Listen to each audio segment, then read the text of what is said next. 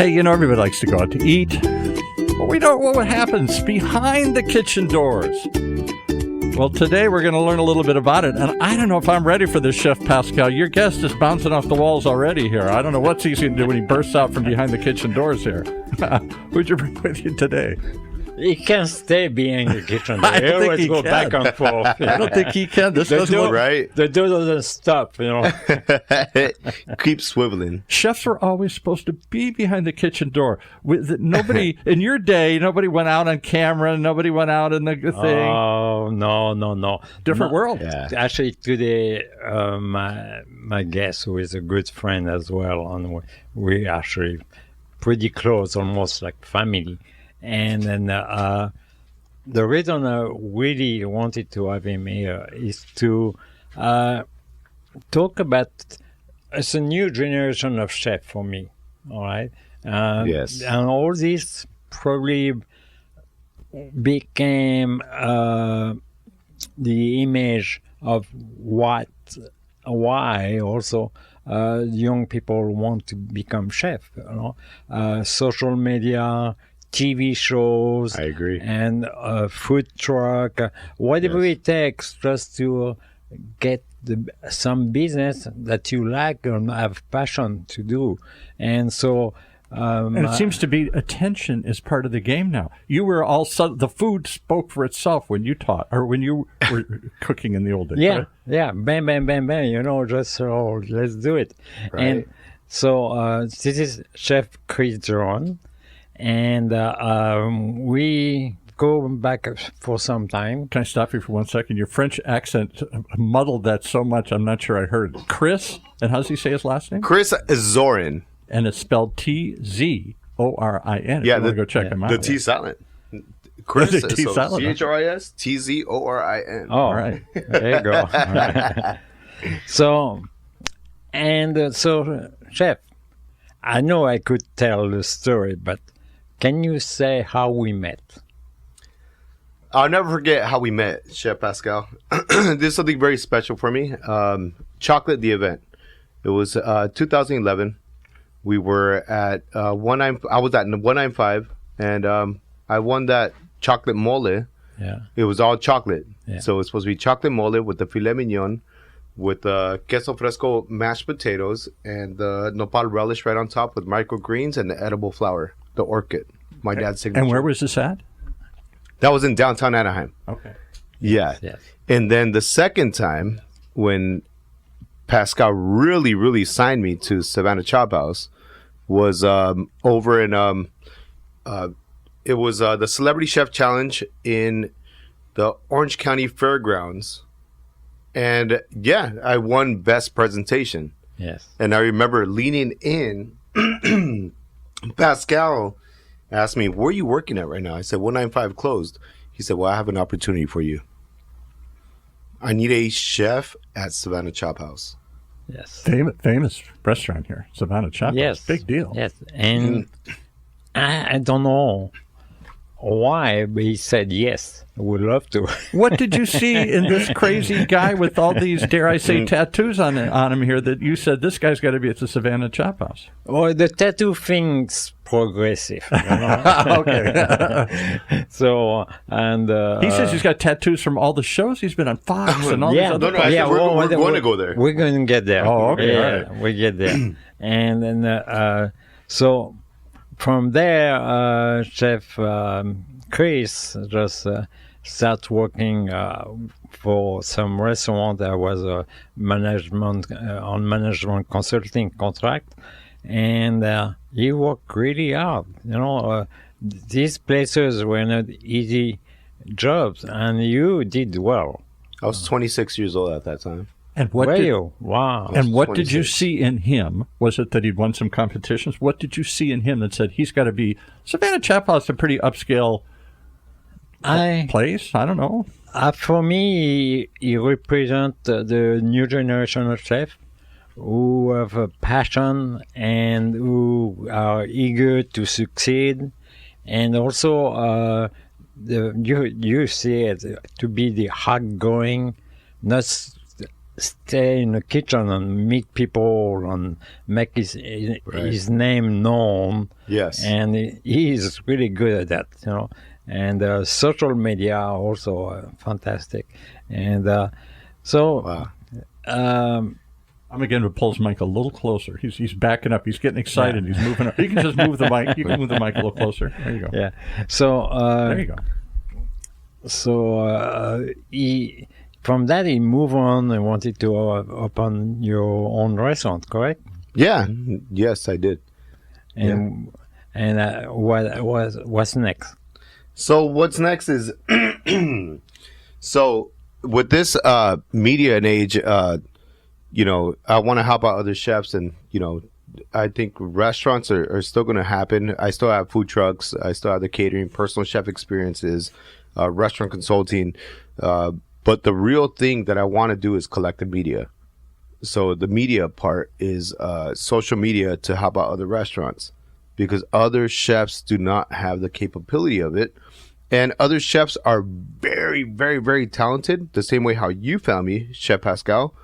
And I was very talented, but I didn't have it until I got to Savannah Chop House. I had a PR team behind me. I did not know what the PR word was, public relations. Yes. And it was not just magazines that was on. It wasn't just social media that was on. You know, they took a hold of everything. OC Publications, Gabby Vicente, American Gothic Social, all of these PR companies that were involved with me, down to Wagstaff over there in Tortilla Republic. But that's how I ended up building my career. So I think my next step is, Chef Pascal, I have a promise to you. And I told you when you signed me that day, because I really, really wanted to. I'm the tattooed chef before there was tattooed chefs. Yeah. Well, I know. I kind of know, if I can say. Yeah, you could say it. That before you did tattoo, you were tagging walls on the streets. Yes, I was a tag banger. Yeah, I was a tag banger. Yeah. Now I could say it because I think the criminal stuff is out. Statute of limitations is up. Statute of limitations after 10 years, right? God bless. Okay, so I was with Kings Committing Crimes, also with the ART, Artists Running Things, and also with a lot of other tagging crews. Yeah, I was a tagger. Yeah. And I was a tag banger. And and what does that mean? You go around and put your name everywhere to claim your you turf do bombs. You do bombs. You do actually graffiti on walls, but real murals. Yes. It wasn't just writing your name anywhere. And you can see that a little bit on his plate. Oh, really? Is it like a graffiti when he brings you a plate of food? Not a graffiti, but you know. No, you could tell my style. There's a lot of colors that are involved in it. A lot of colors, but they're flavors. Like the sriracha aioli that I use, the lime crema, the pickled onions, the microgreens down to the edible flour. But there's very finesse, and that's where I refine my caliber, what I do as a chef. But so it visually pops and not just sizzles in your mouth. Exactly, and that's where I think a lot of these chefs that are coming up, they know how to plate, but they don't have that flavor. And Chef Pascal, I will never forget that Chilean sea bass that I had at your restaurant. That was amazing. The 15th person who's come in and told me about his sea bass. He's got to cook this sometimes here. Right. We've had a couple chefs come in and they said, "Oh, I'm still dreaming about your Chilean sea bass." Right. There's flavors and there's finesse and it pops, and you know there's stuff that a chef can create, and it creates memories in somebody's head, and then when they make it again, you know. From somebody 10 years ago, you remember that memory. You're tasting it already. Yeah. Your mouth is watering as you anticipate. Yeah. All right, exactly. I got to ask a question here. Yes. Because when Chef Pascal, one of the most iconic chefs in Orange County here, back when Orange County didn't have any. Amazing celebrity chef. Now, and he knows, he rattles off of these names he knew, on and on, all these famous chefs that he knew up in L.A. and stuff here. But he was kind of at that crossover where you knew who he was because the restaurant's named after him, but you didn't. And there were articles occasionally, like he just had one in the Orange County Business Journal, and saying he's without articles and attention. But he wasn't on TV all the time. Very humble. There was no social media. You didn't see him doing selfies everywhere. You didn't see him on TV. His food spoke for him, right? Is that fair to say, Pascal? Yeah, well, totally. But that's why I come back to my original sentence. This is a new generation. New generation. And, me, I was believing that, if you like my food, you come back. But first, I didn't do any social media when I first opened my restaurant in late. But isn't there a danger, and I think he 1990s. hinted at it, that maybe you become famous before you're good? That maybe you become famous, and then people go say, "Well, this food isn't that I great." don't know. I think. I mean, you have to become good, and then you become famous, or you have to think. You have to be maybe good, then you can become famous, or you can become famous because you know how to become famous. Yeah, right. Or you're famous because you're famous. Yeah. Like Kim Kardashian. But Right, exactly. A lot of people on social media, they're famous because they're famous. They know how to be famous. And so, talking about famous, how many TV shows have you been on? Well, I did Guy's Grocery Games. The first episode, Guy interviewed me, and he was like, Guy Fieri or Guy whatever? Fieri. Yeah, Guy Fieri. I was just with him 2 weeks ago. See, now Yeah. that's a social media guy. He doesn't just say he was on a show. He has to drop. And I was just. Oh, with him 2 I'm weeks sorry ago. about that. I didn't mean to drop. He just has to casually drop. I was with him too. No. He made $100 burger. Yes. So the cool thing was, I remember being at Savannah Chop House was a good ride, and I'm over here hugging Pascal because me coming from I remember I was living in Barstow in a trailer park with my son, being a single dad, and Pascal brought me out of all that, and what I have is because of Pascal. And it's not about just being on social media, it's about remembering where you're from, but going back to that with all the what's it called, the fame and everything. It wasn't about the fame. It was about being recognized for your food and for who you are and where you came from. Right. Like what Pascal taught me. From the first day, I remember Pascal, when he signed me to Savannah Chop House, he said, "Do not forget where you come from and always give back." Wow. So Pascal has an amazing hit on Orange County, even though he doesn't have his TV shows or anything but he doesn't need it. His food. We had to beg him to do a radio show here. No, My life is a TV show. right. He doesn't need it. Like that's what I'm saying. His food is famous before he's famous. Exactly. And that's what that's my biggest thing is, like, he's my mentor and I love him. Like he's basically like my father. But he's looking to you and saying, "But you're the future. The future is you can't just be silently sitting in the kitchen anymore. You got to make a splash on social media. You got to be a personality. Yes. You got to be out there." And I truly believe that because I think I'm Pascal's voice out here, but I gotta represent it the right way. Yeah. So yeah, I am tattooed. I was tattooed before all these tattoo chefs. Please, I want to say that because I know those magazines that was out there. The new generation. I'm not the new generation. I didn't get hired to the Montage, to the Ritz-Carlton, to Surf and Sand, to all these places that I applied to because I'm all tattooed. But now they're asking me, "Hey, we need help?" I'm like, honestly, I'm a culinary. I don't say it as arrogance; it's confidence. I'm a culinary badass, and Pascal found me. Can you show your tattoos right there? 2 hands. Oh, right here. It says head chef across my knuckles. Yes. These are all chef tattoos. And up the arm, up on your arm, you have what shows you've been on? You said or something? No, not yet. That's the next step. I got to give a shout out to my tattoo artist, Paul. Love you, bro. We're gonna have to get a tattoo, and honestly, I need to get a tattoo of Pascal. I think so. Okay. Maybe I get one of yours. So it's a different world today, Chef Pascal. You got to be out there. You got to promote yourself. You got to be a personality as well as put it on the plate. But you don't have to. It's your choice. Right. And, you can be still a quiet chef and, nice on the cozy restaurant or high volume restaurant, doesn't matter. But if you want to be a presence to in the world and make your own place, and then look, he's recognized nationwide now. Yeah. He went out of Orange County, and I'm sure now you're going to watch some TV cooking show to see if Chris Tzorin is going to be on it. But look at these guys like Guy Fieri and stuff. I would have never known Guy Fieri. I don't even know what his backstory is, where he came from. But now everybody knows his name. Oh, I know his backstory. It came from Flowmaster. Look at that. But you know what was crazy?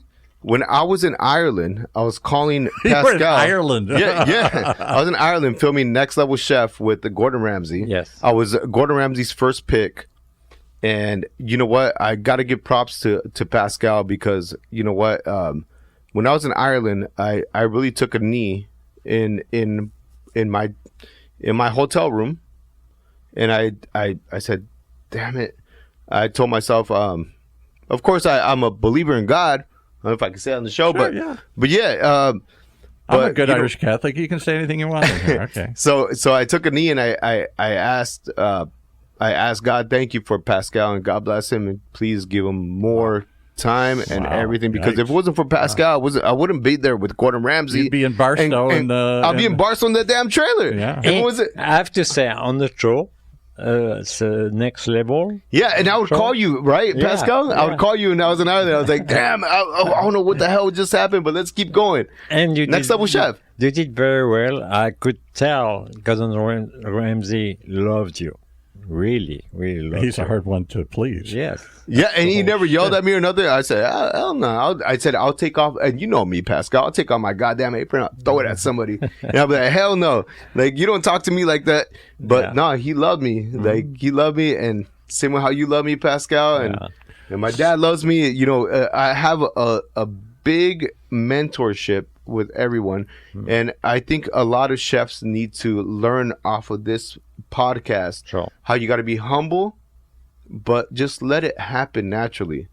And let your food speak, and then the fame will come. But do you see now, you mentioned that you applied to places like the Montage and really high class, the ultimate here in Orange County, places like that, and they were intimidated by how you look, even though you're going to be back behind the door in the kitchen. So they may not have seen you for what you could be. Now today, it almost seems like it's the opposite. He's going to bring some splash. He's going to bring some color. He's going to bring some young people into the house here. If I may say something, even though we made progress in Orange County, right? Some of the hospitality institutions right. are a bit behind in Orange County. I think so. And they are afraid of, shaking it up. No, it's not right. The HR, and it's not right. If you have a passionate chef that come tattoo or not tattoo, it's still a passionate chef. And they're looking more and more for personalities. I'm surprised how many of the high, what's it cost to open a restaurant these days? Millions of dollars, especially these high-end things. It could take years to pay this thing off. I agree. And so they're trying to be conservative, and they're trying to come up with a cuisine that everybody will like and everything here. Right. But one of the things they're doing to make it more bankable, at least for the investors, is putting a name on it. I see we were at an event, the Taste of Irvine, a couple others, and this is brought to you by 4-star chef, Michelin chef, this. And I'm like, where is he? Oh, he doesn't come down here. He just designed the menu. And we put his name. They put his, his picture on the table. You know what? God bless Taste of Irvine. They turned down our chef competition. Did they? Just wanted to say that. But you know what? I truly believe that chefs these days, the upcoming ones, they need to know food cost, labor cost, more than ever, and also they need to know what's going on with the industry. Like when you wake up every morning, the same way how I do it, you got to know the forecast. Okay, is the weather bad? Okay, we're in Southern California. Okay, is people going to come to the restaurant or not? How the weekly cost. Okay, so how much the rent is. You've got to be a businessman now. You can't just be in the back, be some crazy chef cooking and then leave. No, There's both sides of the door in the kitchen. Yeah, the door swings both ways, right? Yes. Yeah, exactly. No, well, chefs these days they expect a lot. These owners, they expect like the fame. Okay, is money coming in? Okay, food cost is there, labor cost is there. Is everything down to hiring, firing the right way, and Yeah, they don't want any labor problems in the back and lawsuits and other sorts of things. Exactly. Right? Yeah. So it's a lot for a chef these days.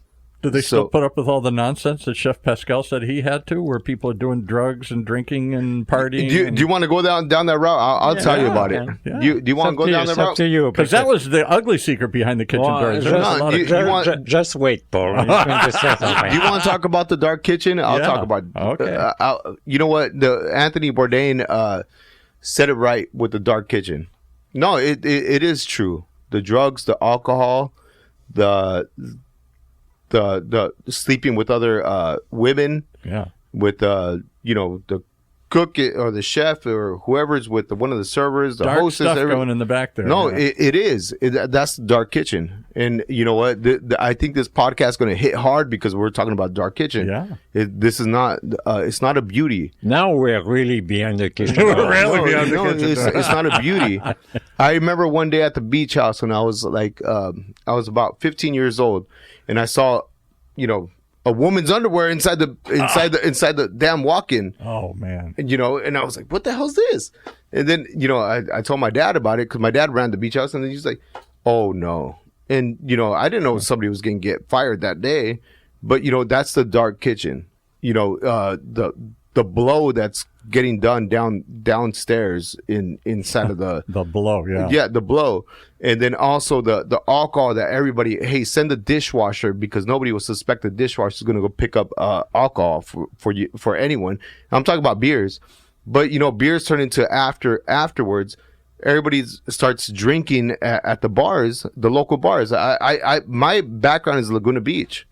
And Laguna Beach, all the local dive bars, right? And the industry, everybody would go to the bars and they'll hook up. Industry nights, whatever, Monday nights or two, whatever. Every night, not talking about one night, every night. Because just imagine getting your ass kicked, getting burnt, or even the servers, emotionally distressed, and trying to. Poor servers. Nobody talks about servers. And, the stress about a server when, hi, can I help you? And you know what? My water's too damn cold. Yeah. And then, and then after, you're not getting a tip or whatever, they feel bad. And same thing with the cook. So it was more than just a party going on. It became dark and kind of abusive. And it's very abusive. It's PTSD. And it's also... when you get really stressed, you need to unstress at the end of the night. So let's go have sex and drugs and rock and roll here. Whatever it takes, can you share that you went through that moment that you need to have something to? No, I'll still remember when I was a kid. When I started. I remember when I was a kid. God damn it. Okay, I'll share it. Okay, I was a kid. I remember doing my first line of cocaine, and because everybody used to make fun of me. Your dad he's a badass. He's rocking and rolling all these restaurants. He's a corporate chef, but you can't even cut an onion. And take this. Woo! Let's chop onions, and I was like 14 years old, 13 years old, and that's when everything started, and And it's I've never been really behind the kitchen doors. I had an association with some restaurants, but I was always in the front of the house and tried to stay out of the back while they were going on there. And having said that, my impression is you've talked about. You bring a lot of people in at a very young age. Maybe even they shouldn't be back there early, but you started in the kitchen at 14, you said. And stuff. And the way they do it is very dictatorial. At least it is on the TV shows, the Gordon Ramsays and the chef shows where they're screaming at these people and throwing stuff at them and making them feel like idiots, like the old style military. Break them down. And well, that's why you sang waiver before the show. Yeah, exactly. You sang a waiver, but hey, I'm a real one. I'm like all these chefs that are right now that are coming out, they got to be real. Like I'm a real one. Like I'll take off my apron and throw it at somebody, and I'm fucking leaving. I'm a real one. I don't give a shit. Hot-headed and screaming. But you know, I'm responsible. I learned a lot throughout my life, and especially meeting Pascal. And before Pascal, I mellowed out a lot. You know, I thank God that I have kids. You know, I have Danae, and I have two beautiful little girls. I have my son. And, you know, talking about this it's not about to ruin my reputation. It's about to uplift my reputation for other people that need it. I agree, because it was all about being real and being honest, and that's what people strive to hear, and that's why they tune into the show, to hear what's really happening behind the kitchen doors. Good and it bad. Sucks that a lot of chefs become alcoholics. Well, and you had Vivian on from Bosscat. She was openly talking about that. She went through that and still, can't drink and everything. She's still in the bar business, but she can't drink because she just couldn't control it. And then it's like a roller coaster. You go in and out. Stuff. Exactly. Chef Pascal, I mean, I've seen it with my life. Like, it's been in and out, and, it was very, very hard at one point. And, I thank God that, my higher power and the people that are around me, and that's why I'm still doing shows and I'm still doing a lot of things. I have to say, you are so strong to kind of fight, because I know your past life, I know your family sadness that you had, and I don't want to bring that back. No, you can bring it up. Like, we're in a podcast. When your first kid, passed, very young, and you had to recover. I'm sure maybe you're not recovered yet from it, but I could talk about that. I remember when little Chris passed. You had see it when your children died. Oh my God! Yeah, I didn't even want to touch this here. Yeah, no, we can talk about it, because this is reality as being a chef, because nobody cares about, like, being a restaurant owner. Hey, where's my food cost? Where's this? Yeah, I don't want to hear about your problem. No, nobody wants problems.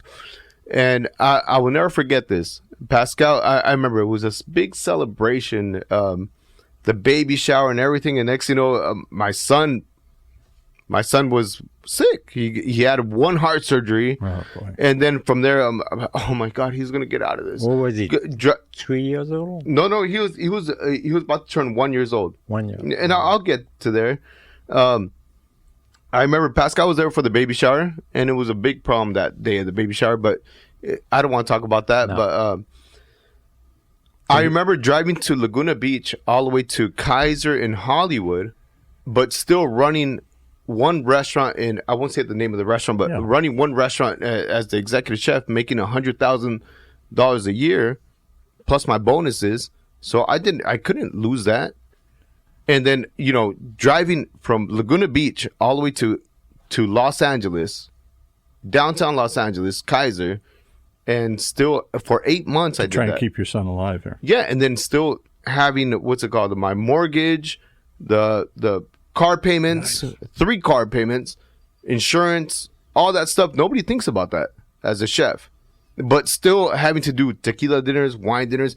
I remember the day that my son had his heart surgery, I had a sold-out tequila dinner. And I said, hey, I cannot go. I cannot be there.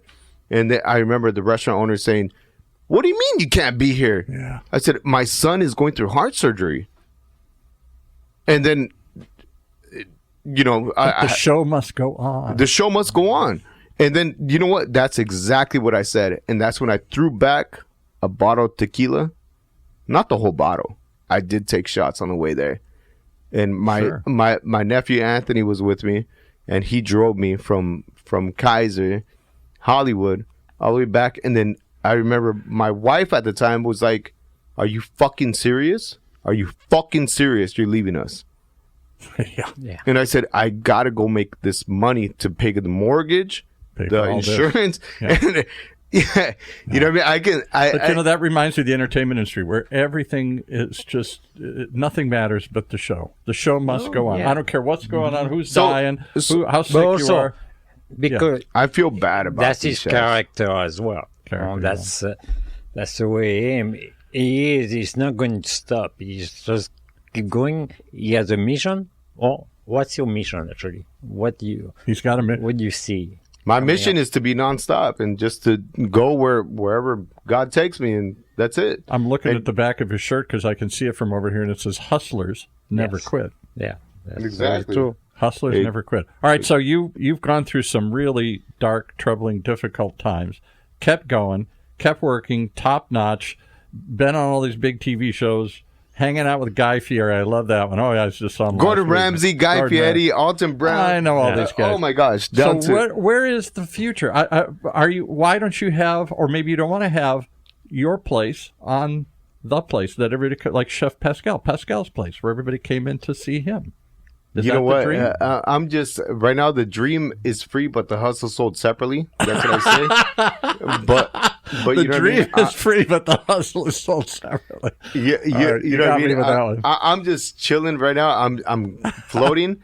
Of course, I am successful right now. I'm still doing big events. Like So you're like a private chef now, or something? No. I own food trucks. Okay. Yeah. So you know, like How many food trucks can I say? Or how there's many? 3. Yeah. 3 different food trucks. And what do I get when I get to the food truck? What kind of cuisine? Modern American cuisine. So anything from modern tacos, like the Burgers, tacos, anything. burger, the smash burgers, the quesadillas, the barbecue sandwiches, and then But those food trucks, they kill it. That's all I got to say on this before I go. And that's what I was getting at, because what shocked me since Pascal started the show is I thought there was only one path.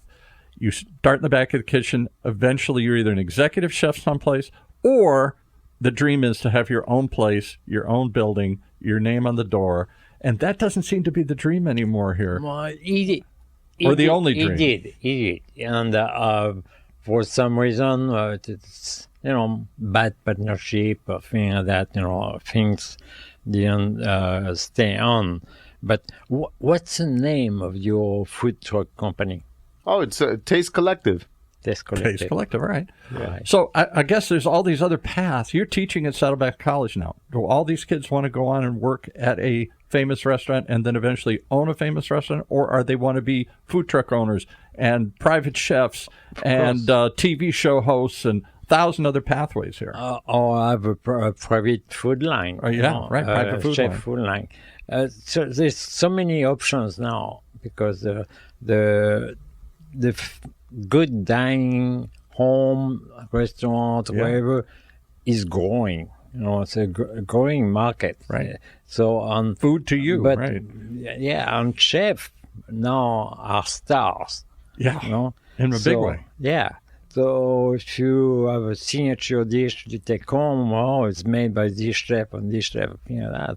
And you watch TV and you watch those TV show, and the And then chef. you buy the book, and then you go to the seminars, and you do all the other there are stuff. 4 or 5 chefs in the same show. Everybody want to show as much as possible of themselves, so they get this nationwide exposure. And not just so that they'll get investors to open their own restaurant, but they'll get investors to open their own line of cooking utensils or food Yes. or food trucks or all sorts of other things. Cookbooks and Cookbook, everything, yeah, right.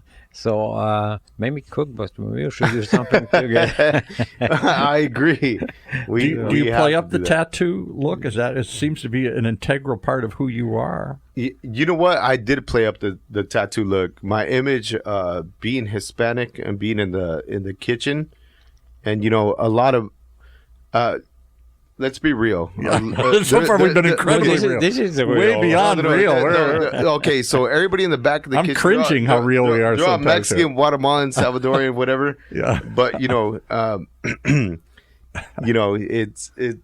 this is real as it gets. So, but is that part of your? Do you emphasize that? Is that part of your persona? I your did brand? emphasize it, but I think too much, where my mom got upset. That's what you were saying. No more tattoo. Well, actually, it's kind of it's running out of space. Watch this. I'll take your word at that. I don't want to check the whole body here, but I'll take your word at that. Watch. This is gonna be the only call that maybe this podcast will have. Watch. Hello, Mom. Hello, Mom. Let's see how she feels. Watch. She better answer. She knows how she's listening right now. She's not picking up the phone. I feel like on the TV show, say, let's call a friend. Yeah, exactly. What's the name of that show? Who Wants to Be a Millionaire? Right.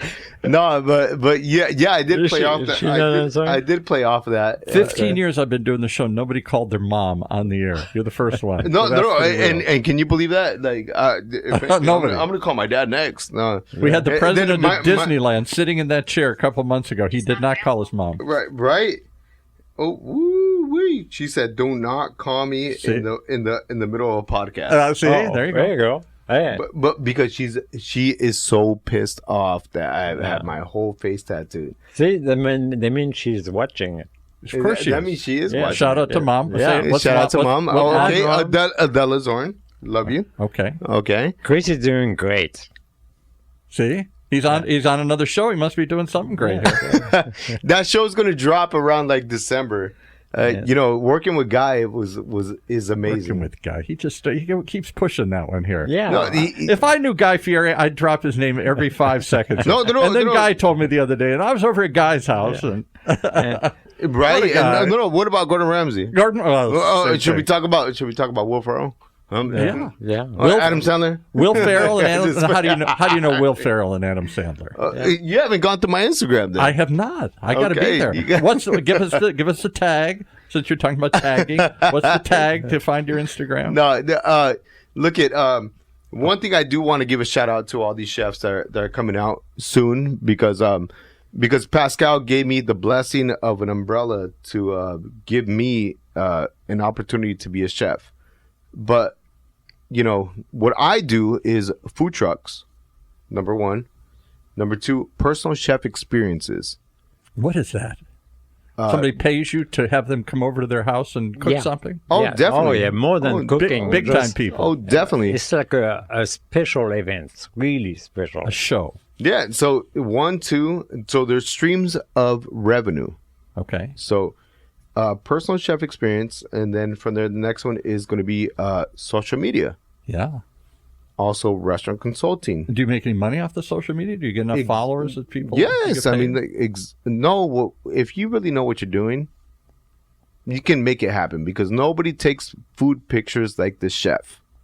Mm-hmm. Not even a PR company can do that. And remember that, Pascal. Not even a PR company can take the best pictures of your food because Pascal has the most amazing food. I wish you would come back another time because we're almost out of time and talk about that because I don't understand the world of Instagram where millions of people are watching people take pictures of stuff and post them, or Pinterest or Instagram or any of this stuff.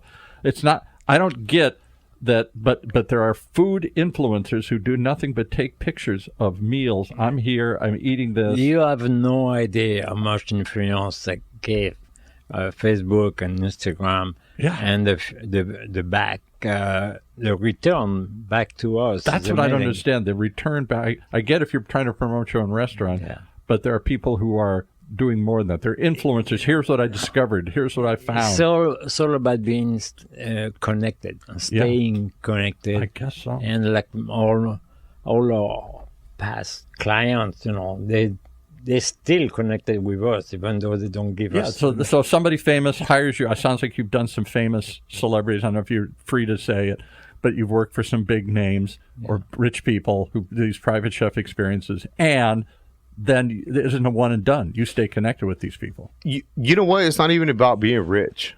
It's about people that want to experience. That's really true. Yeah.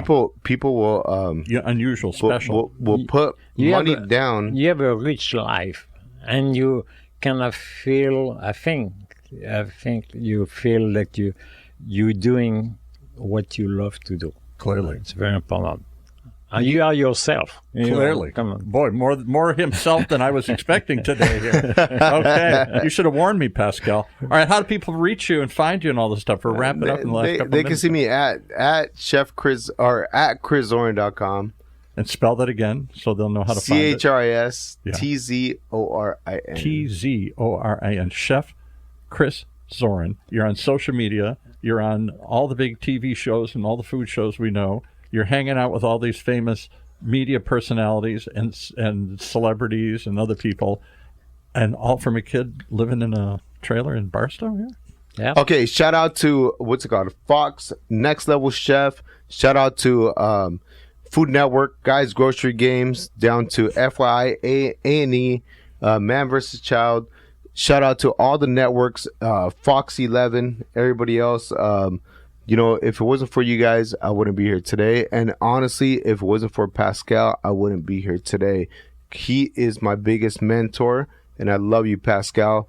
And, more than any other chef that I know, I'll give you a big high five. Look at that. And do you still make the sea bass? Does anybody else make the sea bass? Because I've heard about the sea bass now from 3 different people.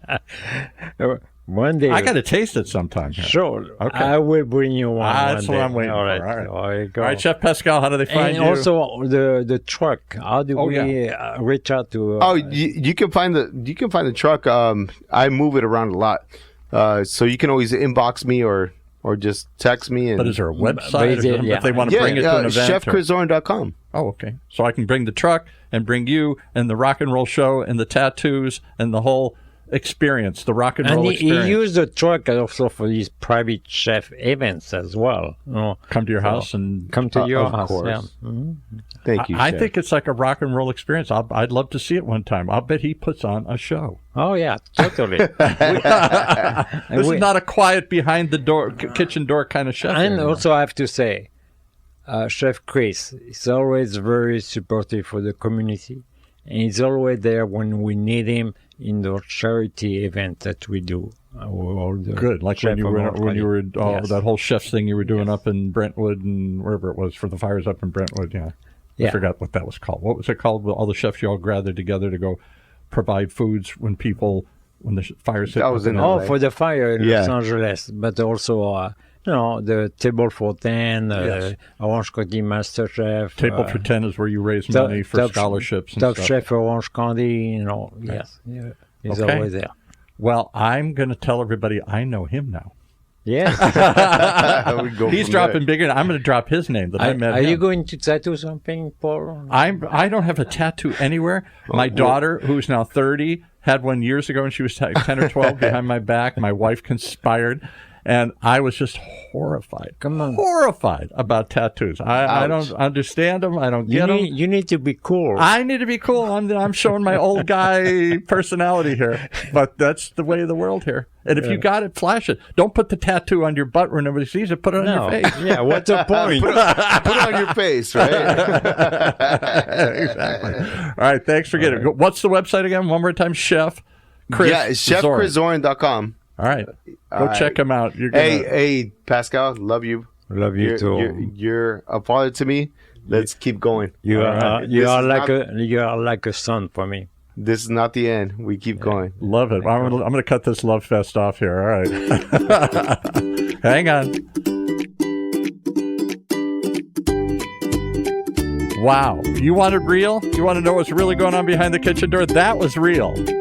We got some really other great guests like that coming on here on Orange County's only community radio station, OCTalkRadio, streaming live from our studios right here at UCI's Beale Applied Innovations.